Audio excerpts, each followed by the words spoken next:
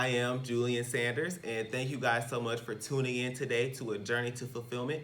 I have a very special guest here with me today, the Honorable Mayor Dr. Karen Weaver. How are you doing today, I'm Mayor doing Weaver? good, and good afternoon to you. Yes, ma'am. Yes, ma'am. I'm so grateful that you are here with me today, and I'm glad to have this opportunity to sit with you. Well, the feeling's mutual. Awesome, awesome. Well, we're just going to get started and jump right into the interview. So I just have a couple questions for you, Mayor Weaver. Just two? Just maybe not two, but we'll try to get it there. We'll try to get it there. Yes. So just tell us a little bit about yourself, Mayor Weaver. Tell us, where you're from, what it is that you've done before becoming the mayor. Well, okay, I could say a lot around that, but I was born and raised in Flint. Yes, ma'am. I'm the youngest of three children. My parents were Dr. T. Wendell Williams and Marion Coates Williams. Awesome. And I grew up on the north side of Flint. I graduated from Flint Northern, went to U of M Flint originally, and graduated from Tougaloo College in Tougaloo, Mississippi. Awesome. And then went on to Long Island University, and I got a doctorate in clinical psychology from Michigan State University. Great. But I've been, other than that, I have been in Flint. I married a friend of mine, actually, Rex Weaver, Dr. Rex Weaver, who's also born and raised in Flint. And we raised our kids right here. Awesome. So I have 3 grown children now. Awesome. So what compelled you to want to run? Well, you asked me, what was I doing before? And so before, yes, ma'am. you know what? I'm a clinical psychologist. Okay. And I've had, several different jobs, but I worked at Mott Children's Health Center for about 18 years, and I was over the behavioral services department. And then I worked at Inner Center for Children. Wow. And I also have a store where I sell natural hair, skin, body products. Awesome. So now how long have you been selling those products? I guess this is about the 6th year now, something like that. Awesome. Okay. Well, what? I mean, on my own. Oh, okay. Right. Okay. So what interested you in wanting to do the hair products, to sell the hair products? I was working at this flea shop. My brother and I were selling some things. We were selling furniture. Okay. And we said, I remember my brother said, we need something small for people to just pick up and grab. Yeah. And so we started with shea butter. And I got interested in natural products and started learning about natural products and mixing them and those kinds of things and exploring different companies. Yeah. And then I said, I think I want my own store. Yes. And that was what happened. Yes. That's awesome, Mayor Weaver. That's awesome. So my next question for you was, what compelled you to want to run for mayor? What was the driving point for you? Well, you know what? Actually, it wasn't something that I had thought about as I was growing up because my career path was mental health and doing that. Right. But I volunteered on a campaign. Okay. I volunteered on a campaign for someone that was running for mayor. And that was my introduction, and that was how I really got involved. Wow. And when I saw at that level what was going on in my hometown, I could not pull myself away from it. And then people started asking me to run for mayor. Yeah. Okay, so now who was your inspiration at the start of your journey? Who kind of pushed you to be as successful as you are? My parents. Awesome. My mother and my father. My grandparents, but my parents. Yeah. They were very inspiring for me. They did a lot of things. They were very community driven. Yeah. And taking care of home was very important to them. My dad was a pediatrician, and he put a clinic up on the north side of Flint because he knew the importance of, like I said, taking care of home and the healthcare disparities that we as African Americans were facing. And so he put a clinic on the north side of Flint. And he was also the first black elected to the Flint Board of Education. Wow. And then my mother was the first African American school teacher in the city of Flint. Wow. So they inspired me, and I believe that they put a foundation not only for me but for all of us really to build on. So they've always been my inspiration. Yes. So now what do you have to say to the millennials and the residents of the city of Flint and even around the world that are inspired by you and what you're doing? I mean, you are the first female mayor of this great city of Flint. So what do you have to say to those people? First, let me just say I'm glad you said of this great city of Flint because that's how anytime I go someplace, that's what I talk about is I'm from the great city of Flint, Yes. Michigan, and I talk about how strong and resilient we are here in the city of Flint. And I hope people are recognizing that, and I hope Yes. people are seeing how we've taken a bad situation and made really good things, and are continuing to make good things Yes. happen for the city and for ourselves. And just how I think sometimes we never let anything count us out and knock us down. If it Yeah. does, we get back up, and we Yeah. get back up even stronger. Yeah. And I hope that's what people see. Absolutely. With me, it's funny because I remember when I was campaigning and running, I never thought about, oh, if I win, I'm going to be the first female mayor of the city of Flint. In Yeah. fact, I chose not to think about it because I didn't want to get distracted by that. I'm like, I have to get to the finish line. Absolutely. But I hope people are watching, and I hope people are proud of the progress that we've made, and know that we're going to continue to make some great strides. Absolutely, absolutely, absolutely. So, can you tell us your personal belief on why it took so long for the federal, the state, and the local officials to kind of believe what was actually going on in the city? I mean, it took a while for them to actually understand what we were going through. You know what? And maybe I have a little different. I think they knew. Mm. I think they knew what was going on. Yeah. And did not want it to get the recognition and attention it deserved, because once that happened, then everything else that comes along with a disaster of this magnitude has to happen, as far as fixing the problem, getting the funding for it, and everything else. So I think they knew and didn't want to say anything. I think they thought they would be able to just quietly fix things and not really acknowledge what had happened here in the city of Flint. Yeah. So do you know, or your personal belief on why they decided to switch the water from the Detroit water supply to the Flint River? I know I read on them live, they said something about it having to do with money. They wanted to save money, but do you believe that that's the actual reason? Well, that was the problem, was that's all they were concerned about was money, and not the public health and well-being of the people here.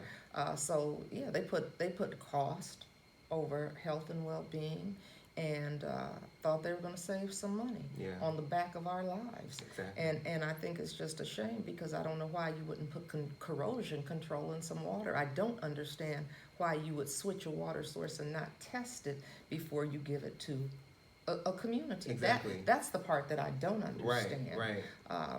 Had you done the right things, there's nothing wrong with saving money, but public health has to be the priority first. And Absolutely. so you address those public health challenges and say, okay, what do we have to do?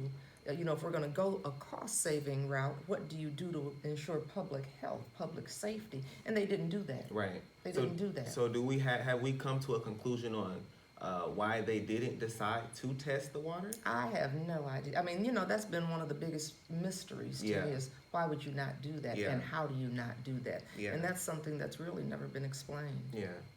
So, Mayor, we know that you are campaigning right now for re-election. So can you tell us what are your top three goals that you have planned for this great city if you are presented the opportunity to be mayor? The top three goals, well, one is to finish what we've started as far as this water crisis and moving from crisis to recovery. We've got to finish up with that, and that means making sure we get all of the pipes changed, making sure that public health is still the priority, but finishing up with the water and making sure we have safe, affordable water for the residents of this city. That's a priority. Public safety, and by public safety, I'm talking about fire and police, and making sure we're still addressing those negative numbers that we used to have. They've done such a great job as far as bringing crime down and ensuring safety around fires, those kinds of things. So that's always a priority, is public safety and jobs.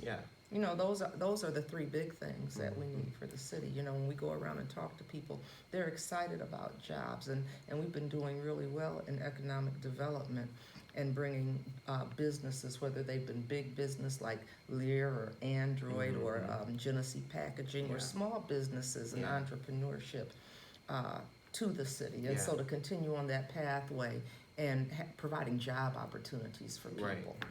So with those top three goals that you want to achieve, what are some of the things that you have done while being the mayor, outside of helping with the Flint Water Crisis? Well, I do need to say, I think that was a huge one, was declaring the emergency. Yes. Because that's what led to so many other opportunities. Yes. Because not only did it put Flint on the national stage as far as what's going on and being like a spokesperson or a poster child for water quality standards and the need for maintaining and investing infrastructure, but it gave us a chance to bring some economic opportunities for the residents here, even if it was changing the pipes and hiring our own people, those kinds of things, letting people know that we've taken this seriously and letting people know that we are worth the investment, bringing General Motors back as a water customer.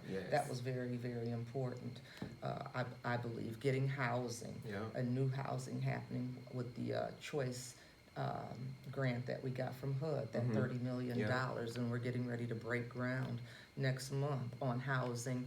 While there's a lot of housing going on downtown, this is north of downtown. It's going to be across from Lear, and making sure that we know what's important around economic development is having housing and the ability for people to be able to sometimes even walk to work or have close access to work, and then knowing that next year we're going to be breaking ground for housing across from Diplomat. I think those things are really, really important, and that's what we've talked about. I think a huge accomplishment is getting Flint out of the top 10, out of the top 25 most dangerous cities, and having us on a list of being in one of the top 125 best places to live. We haven't had that kind of positive press in a very, very long time, and getting people to recognize that there are some great things going on in Flint.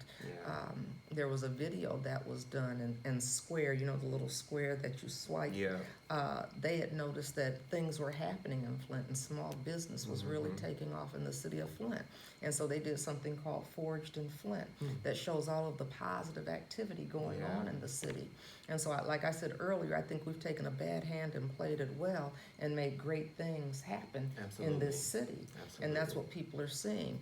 Even addressing some of these health issues that have come up as a result of the water crisis, and working hard to get that lead registry in place, working hard to make sure we have services that are needed as a result of having a water crisis. Those have been some of the good things that have gone on in the city of Flint, and I think more of those kinds of opportunities are going to continue to happen. We're always in conversation with other businesses and companies that are looking to come in Flint.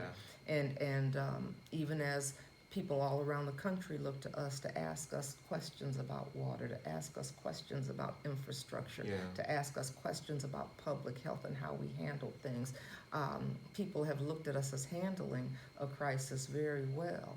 And now they're looking to us as experts to turn to and say, how do you get through these things? What should we be looking for? What are the questions we should ask? What are So I think people have looked at us as coming up, and even though we haven't gotten to where we want to go, they know that we have a lot of knowledge and information, and they're looking to us all around the country now, and that's a good thing. That is a good thing. That's awesome. So, Mayor, my last question, I don't want to take up too much more of your time. Okay. But my last question for you is, like I stated in my previous question, we know you're up for re-election. So I have to ask, and I know that people may want to know, why should we vote for you? You know why? Because I think we have a good record. We have a strong record. The things that I just talked about, all of the things that are going on, those are great things for the city of Flint. And there's more of those great things to come. And so we're on the road to really making Flint. We talked about how people are acknowledging us all around the country and even around the world on how we've done such great things with what has happened. And there are more of those things to come. We're in conversation about more jobs coming to Flint, more housing coming to Flint.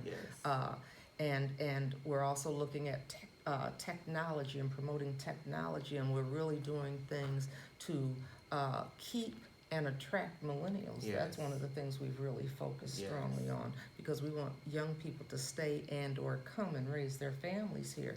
And so we put a lot of things in place, and we're continuing to grow those things to make that happen. And you see it happen when you're walking around. There's such a positive energy and vibe going on in the city. And we shouldn't stop that. We shouldn't stop that momentum. So I think I have a good record, and I think we need to continue in the direction we've been going. Awesome, Mary. Well, again, thank you so much for Thank sitting you. to interview with me. I appreciate it. You guys can catch this interview stream on YouTube, and you can also view it on my social media pages. Again, Mary Weaver, thank you so much, and we will see you guys soon.